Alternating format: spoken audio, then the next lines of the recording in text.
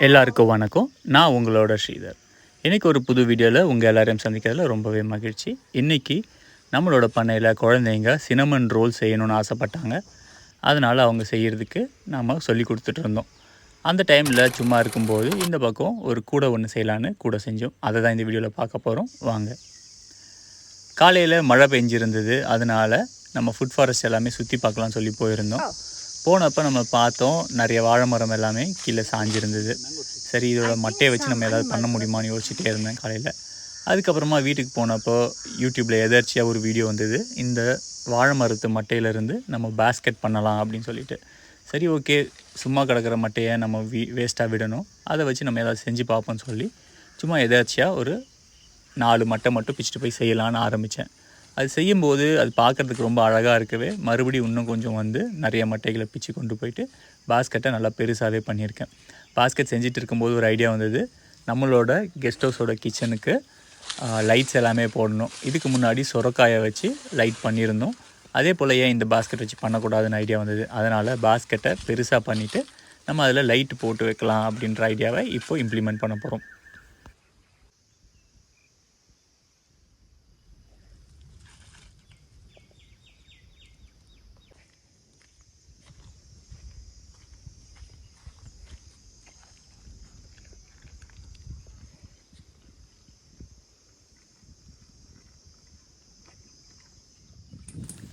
இந்த பாஸ்கெட் செய்கிற வீடியோ பார்க்கும்போது இந்த பாஸ்கெட் செய்கிறது ரொம்ப ஈஸியாகவே தெரிஞ்சுது.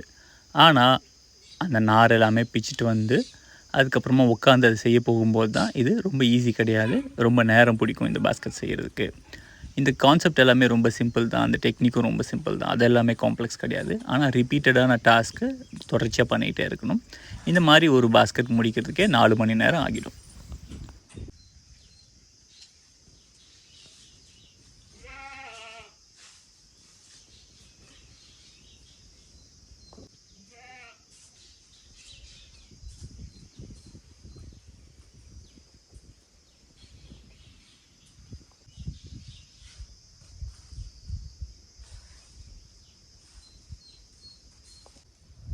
நான் பாஸ்கெட் செய்கிறத பார்த்த ரோஹிணி அவங்களும் நானும் செய்கிறேன் அப்படின்னு சொன்னாங்க. சரி, ஓகே, கொஞ்சம் நேரம் செய்யுங்கன்னு எப்படி செய்யறதுன்னு சொல்லி கொடுத்துட்டு நான் நகர்ந்து உட்காந்துட்டேன்.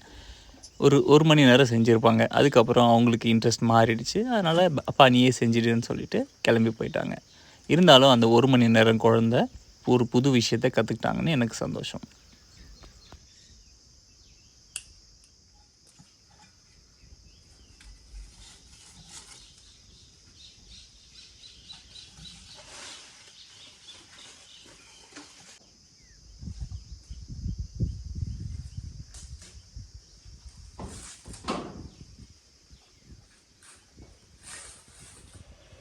இந்த சைடு தேஜஸ் அவனோட ரெசிபி புக்கில் இருந்து சினமன் ரோல் செய்கிறதுக்காக தயாராகிட்டு இருக்கான். அதுக்கான இன்க்ரீடியன்ஸ் எல்லாமே கொண்டு வந்து வச்சுட்டு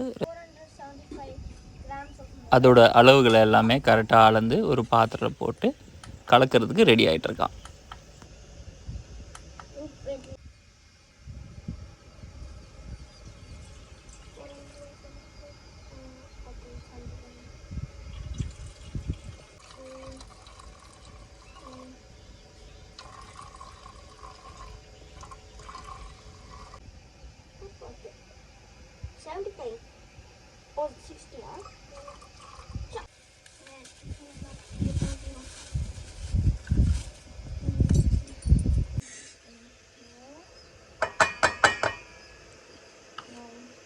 ஸ்பூன்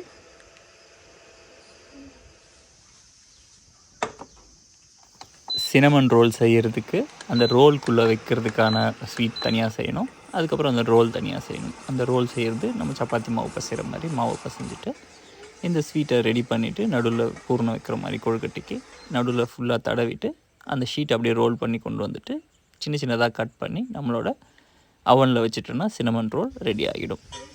இந்த சினமன் ரோலுக்கு முக்கியமான இன்க்ரீடியன்ட் நம்ம பிரியாணிக்கெல்லாம் போடுறாங்க பட்டை. அந்த பட்டையிலோட தூள் தான் இந்த சினமன் ரோல் செய்வாங்க.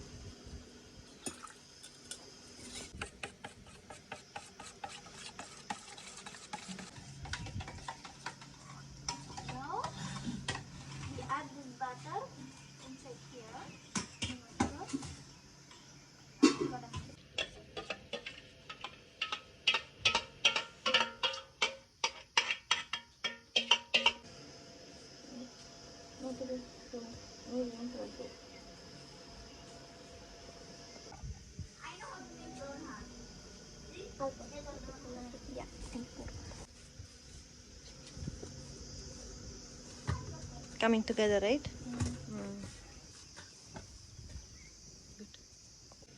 இந்த சினமோன் ரோல் செய்யும்போது அது பிசையிறதுக்கு பட்டர் போட்டு பிசைவாங்க. நம்மக்கிட்ட பட்டர் இல்லை, அதனால நம்ம கொஞ்சமாக நெய் சேர்த்துக்கிறோம்.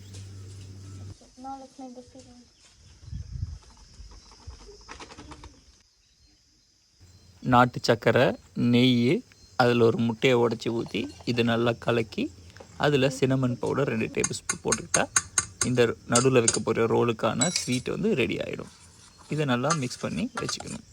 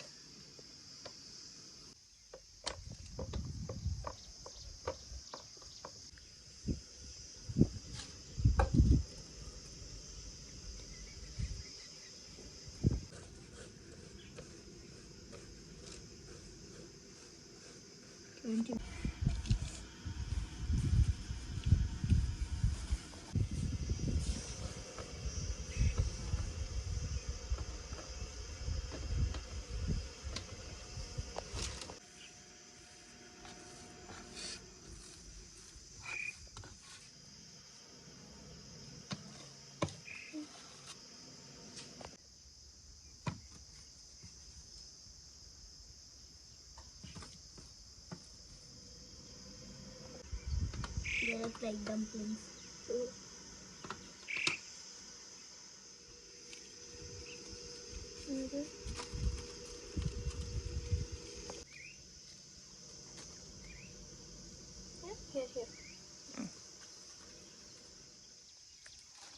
இந்த ரோல்ஸ் எல்லாமே கட் பண்ணிவிட்டு ஒரு 10 நிமிஷம் வெளியே வச்சுருந்தோன்னா இன்னும் நல்லாவே உப்பி வரும். உப்பி வந்ததுக்கப்புறமா நம்ம எடுத்து அவனில் வச்சுட்டு 20 நிமிஷம் அவனை 190 டிகிரியில் வச்சு நம்ம பேக் பண்ணி எடுத்துட்டோன்னா சூப்பராக இந்த ரோல்ஸ் எல்லாமே ரெடி ஆகிடும்.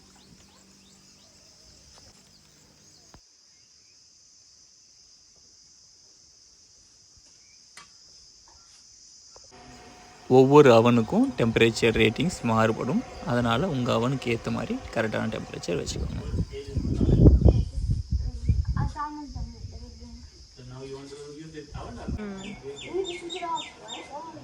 No, Papa, it's good only.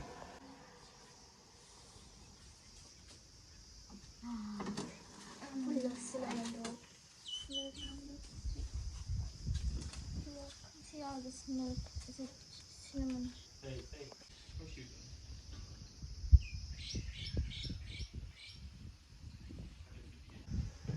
சுட சுட சினமன் ரோல் நல்லா ரெடி ஆகிடுச்சு. அது கொஞ்சம் ஆறுற வரைக்கும் வெயிட் பண்ணிவிட்டு அந்த பேப்பர்லேருந்து எடுத்துடலாம். சூடாக எடுக்கும்போது பேப்பர்லேருந்து வரது கஷ்டமாக இருக்கும். ஆறிடுச்சுன்னா கொஞ்சம் ஈஸியாகவே எடுத்துட முடியும். Whoa, man, it's gonna look good. Yeah, it's not that. Wow, it looks super soft in the bottom.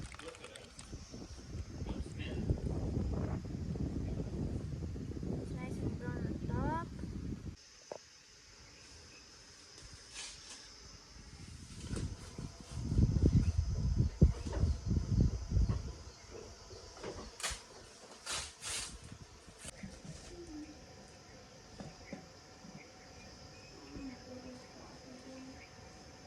I mean, not Centrica.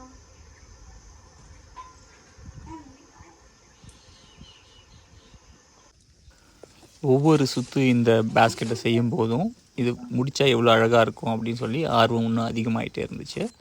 இது எப்படா செஞ்சு முடிப்போம் அந்த மாதிரி டயர்ட்னஸ் எதுவுமே இல்லை. இருந்தாலும் கொஞ்சம் லேட் ஆச்சு. இது ஒரு 4 மணி நேரத்துக்கு மேலே ஆகிடுச்சு இந்த பேஸ்கெட்டை ஃபுல்லாக கம்ப்ளீட் பண்ணுறதுக்கு.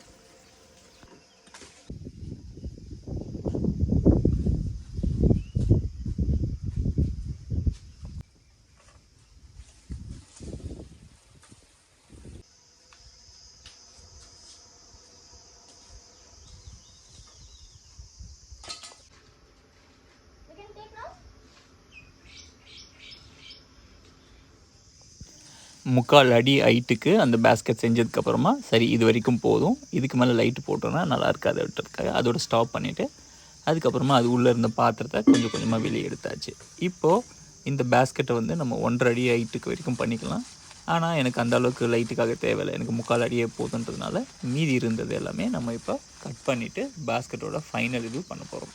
பேஸ்கெட் இப்போ பார்க்குறதுக்கே ஓரளவுக்கு அழகாக இருக்குது. இது இன்னும் நல்லா காஞ்சதுக்கப்புறம் இது மேலே வார்னிஷ் அடிச்சுட்டு நம்ம உள்ளே லைட் ஃபிட்டிங் பண்ணிவிட்டு தலைக்கீழே தொங்க விட்டு நைட் டைமில் பார்த்தோன்னா அவ்வளோ பியூட்டிஃபுல்லாக இருக்கும்.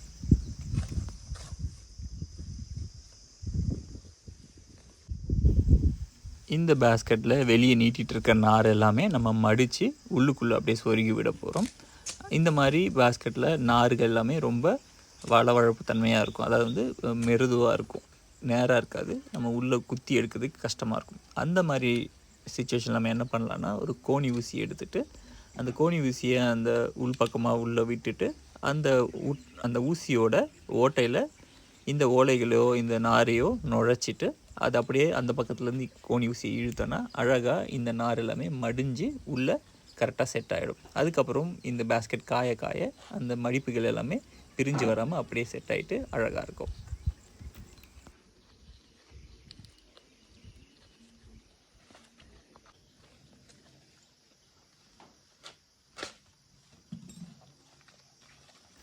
என்னப்பா இவ்வளோ நேரம் ஸ்பெண்ட் பண்ணி இந்த பேஸ்கெட் செய்கிறதுக்கு அது ஒர்த்தா அப்படின்னு கேட்டிங்கன்னா கட்டாயமாக மைண்டு ரொம்ப ரிலாக்ஸ்டாக இருக்கும். ஒரு செயலில் நம்மளால் கான்சன்ட்ரேட் பண்ணி செய்யும்போது மைண்டுக்கு அந்த அளவுக்கு வேலை இருக்காது. ரிப்பீட்டடான டாஸ்க் பண்ணும்போது மைண்டு ரொம்பவே காமாகவும் ரிலாக்ஸ்டாகவும் இருக்கும். அந்த ஒரு விஷயத்துக்காகவே இந்த மாதிரி பேஸ்கெட்டை நம்ம செய்யலாம்.